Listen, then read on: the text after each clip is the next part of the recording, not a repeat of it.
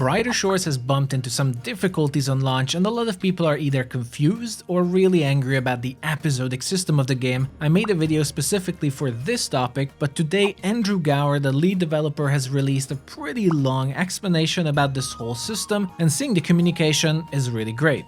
So let us read this together. Per episode combat professions. One aspect of Brighter Shores design, which has resulted in a lot of discussion, has been our decision to have a separate combat profession per episode, so I thought I should explain our reasoning for this and our planned changes in response to player feedback. First, I would like to reassure you that your hard work leveling up your professions is definitely not wiped, preset, or made irrelevant when you go to a new episode. This little bit of information has been already confirmed in a tweet yesterday by Andrew. He just seems to want to reiterate this. When you reach episode 2, Hope Forest, 4 new professions are introduced: Scout, Woodcutter, Gatherer, and Carpenter. Your existing episode 1 professions remain untouched and are still useful anytime you're in Hopeport. You will find that you still regularly go back to Hopeport and use and further progress those professions. However, whilst you're in Hope Forest, you will predominantly be relying on your Hope Forest professions, which can feel a bit strange to start with. The reason for this design, now I'm really interested in this. We have designed Brighter Shores to be enjoyable both for players who want to play the game many hours a day and for people who might only be able to play a few minutes a day. This means that in the future, some players will be a much higher level than others. However, when we introduce new episodes, we want them to be fun for everyone. But if there was a single combat profession across the whole game, and the monsters in episode 5 started at level 100 for example, then all players who play a lot would already be way higher level than that.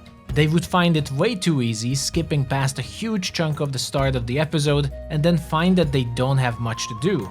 Conversely, all of the players who only play a little would find it too hard, and wouldn't be able to take part in episode 5 at all. Some games try to solve this problem by having a level cap to stop people from being too high.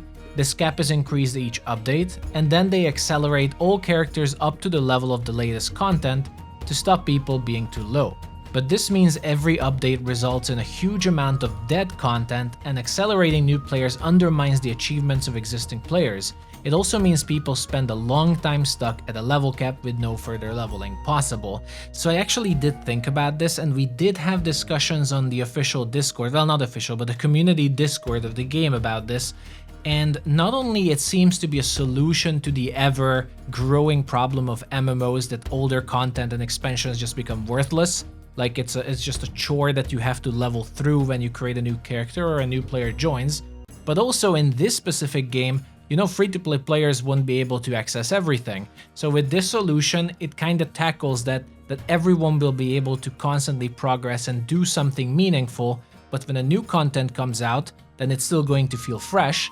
And also when you want to go back to an older content, that is still going to be very much relevant, fresh, and it doesn't feel like it's old content, apart from, I guess, the design if there's anything new that comes. Moving on, other games try to solve this problem by making the content in the game auto-scale based on a player's level rather than having a fixed level, but we don't like this as it means leveling up doesn't actually achieve anything or unlock any new content.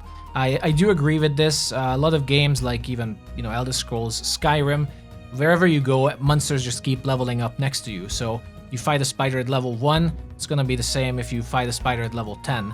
Though the only thing that changes is you do see higher level monsters. So like giants start to appear or other types of enemies with higher armor.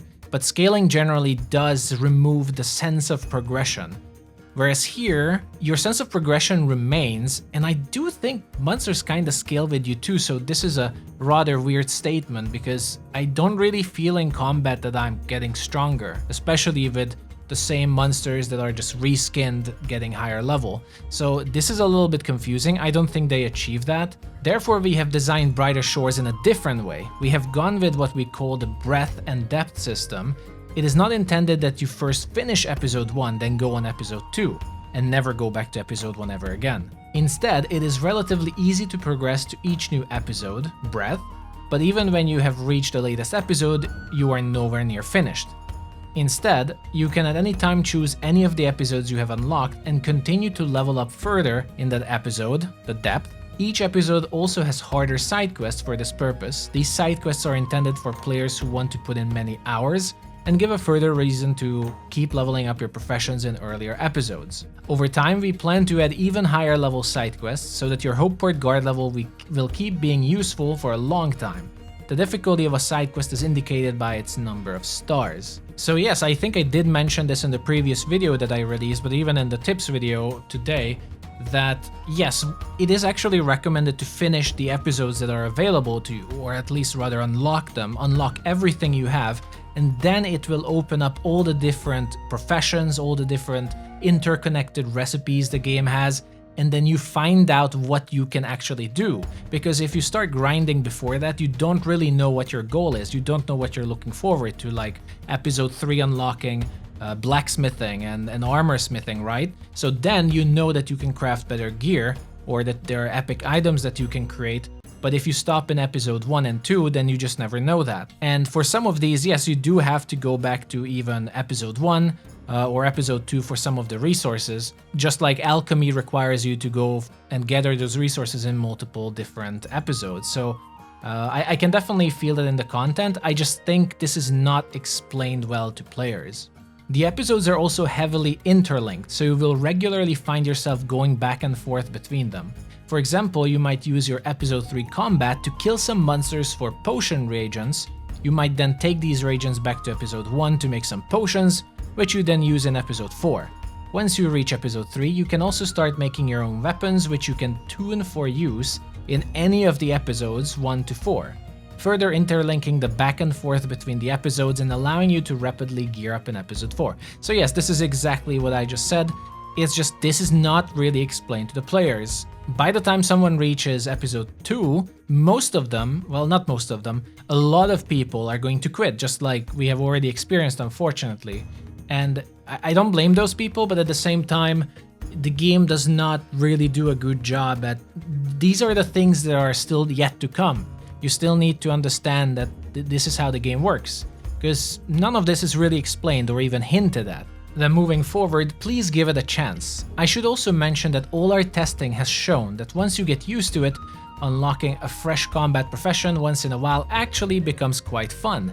The earliest levels of a profession are generally the most fun as you level up much more quickly, and it's all new and fresh. We want people to be able to get that new and fresh feeling each time we launch a new episode, rather than only getting it when they first start playing the game and never ever again. The first time you enter each episode, you will probably start by gearing up and getting a full set of armor and weapons, which is more rapidly rewarding than the incremental improvements once you have a full set of rare epic gear. So this, I think, is actually genius, and I thought this might be the reason they did it. I really think this is a fantastic idea. It's just this is absolutely not reflecting in the game at the moment, in my honest opinion. The problem is that even when I don't have gear, I don't really feel like gear makes a difference. I had moments when I was using my fists versus a purple spear and I was doing the same damage. I don't really feel like getting armor makes me better. It's when I'm leveling up the combat and I have more health is when I notice that I'm more survivable. Currently, I couldn't figure out how the combat works, because some weapon has like 60 strength, another 20, and they still do the same damage. So it's already not rewarding to get armor because it doesn't seem to make any difference.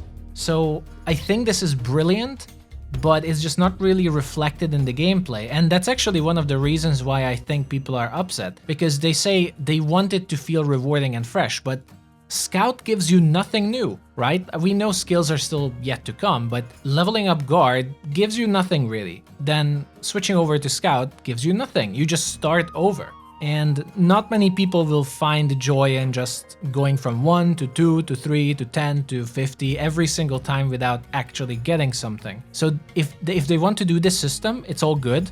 I think it will work, but they need to start introducing something that actually makes it exciting, because there's nothing exciting currently. If you still don't like the idea of multiple combat professions, you can of course always pick an episode you like and predominantly stick to doing combat in that one episode. When we add leaderboards, we expect that choosing a profession or episode to focus on get to the top of the profession or episode's leaderboard will be a common strategy. Well yeah, like leaderboard is going to be a big reason for a lot of people, especially competitive people. If they expect people to stick to one combat in one episode, I think that's a little bit counterintuitive, because if you want everyone to focus on everything in all of the different episodes, how would predominantly sticking to one make sense? Like, I understand that you will want one main that you want to have, but isn't the game then supposed to encourage you to do everything equally? I don't understand this. It feels like this is going to be counterintuitive.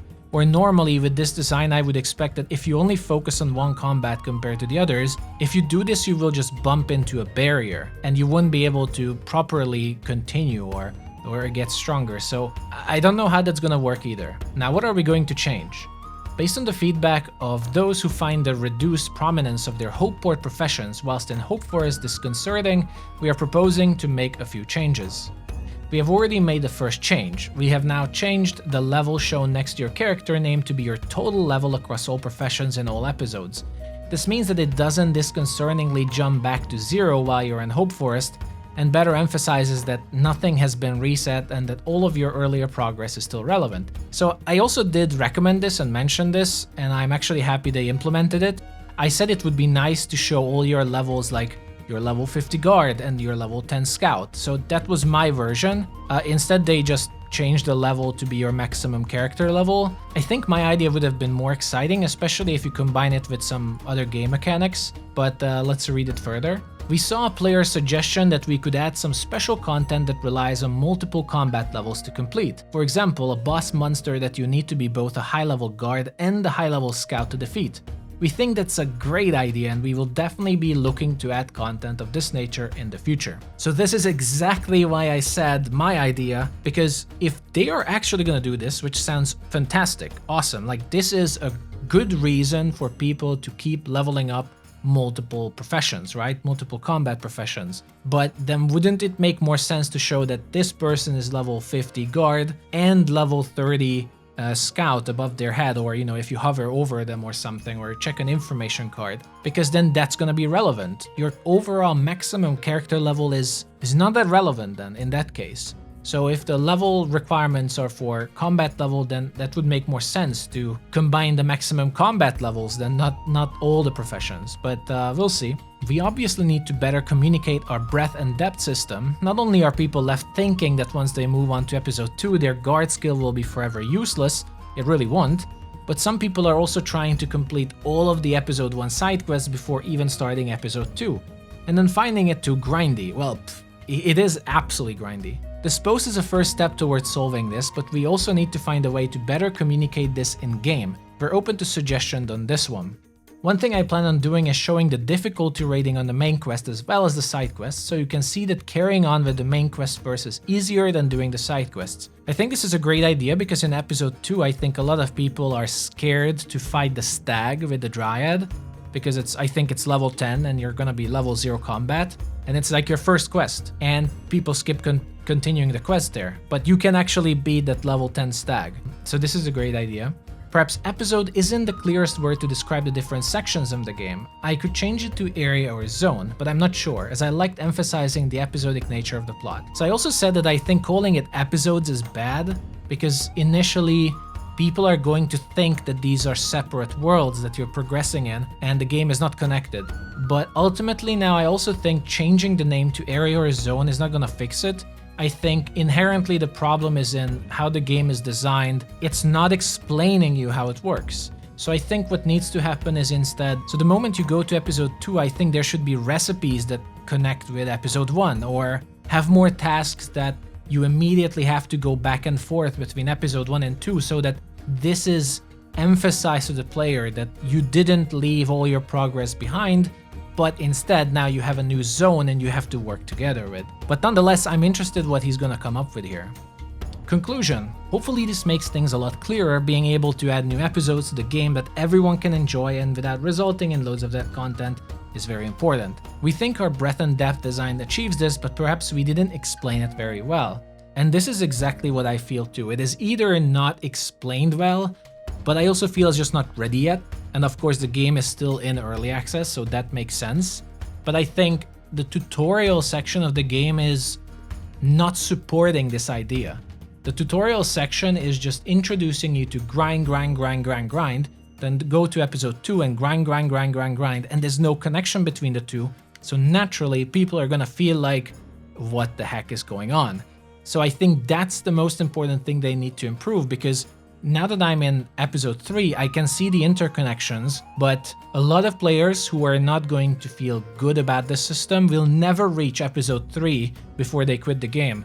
And that doesn't necessarily is their fault, because those might be valuable and long-term players eventually. The game is just not explaining the system to them. So those are my thoughts on this whole matter. I definitely love the communication from the developers about this. It is a fantastic sign. We'll have to wait and see for the rest. Thank you for watching. Let me know what you think about all of this below. Curious about your thoughts, but if you're looking for more Brighter Shores content, also check out the rest of the channel, as there's going to be a lot of it coming soon.